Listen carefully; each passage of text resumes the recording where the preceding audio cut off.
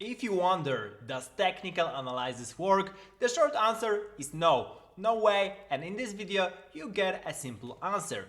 So there's this example of from a couple of days ago that you can see a sharp decline in Bitcoin price, right? So it's on Monday, 13th of September. You can see it yourself. Super sharp decline.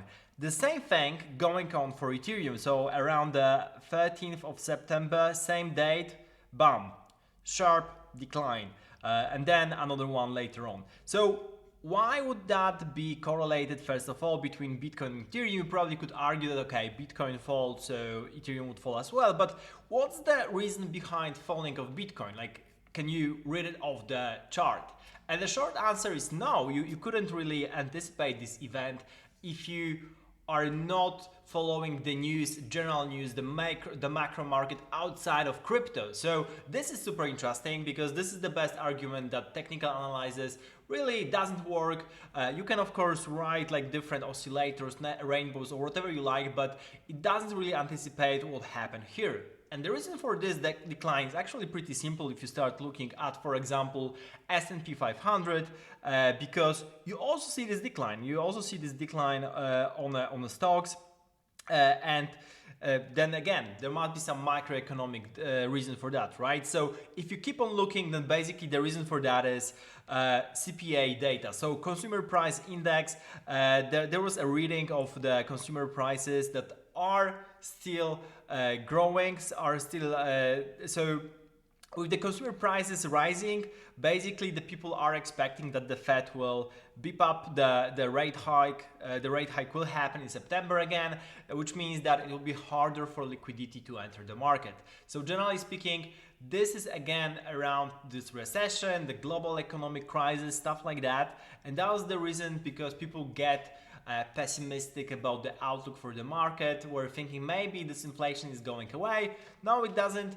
It seems we're going to stay with the inflation. So that's the reason for the stocks to fall down, and that's the reason for Bitcoin as well to fall down in that particular period. So again, if you're looking at any kind of a graph or any kind of a chart, please don't do any technical analysis. You can treat that basically as that something is happening, because you can see those events on the graph, but basically everything else, those crap movements are related to either big individuals doing some trades, so you can observe what weights are doing. Maybe there are some narratives going on, or maybe there's some data, like in this case. So people are, people panicked here because they saw the CPI results, they saw stocks, how they're behaving, and they wanted to exit some of the positions because the outlook is pessimistic. So you really should look outside of crypto, especially if you're trading those massive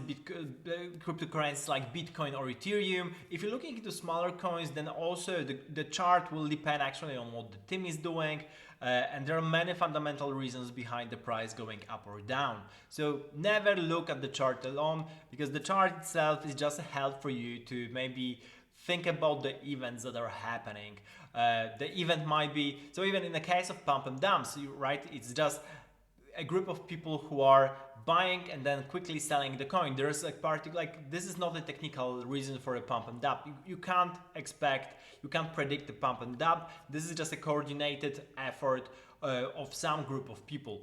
The same happens with all the crypto, all the stocks, and so on. So never trust technical analysis. That can help you to some extent to understand what are the trends maybe, but again, look for fundamental reasons for either the long-term hold, the short-term hold, because if you're just looking at technical analysis, this is just pure gambling, and actually it's like a lottery. You can either roll the dice, it will be equally as right as any kind of technical analysis you're doing.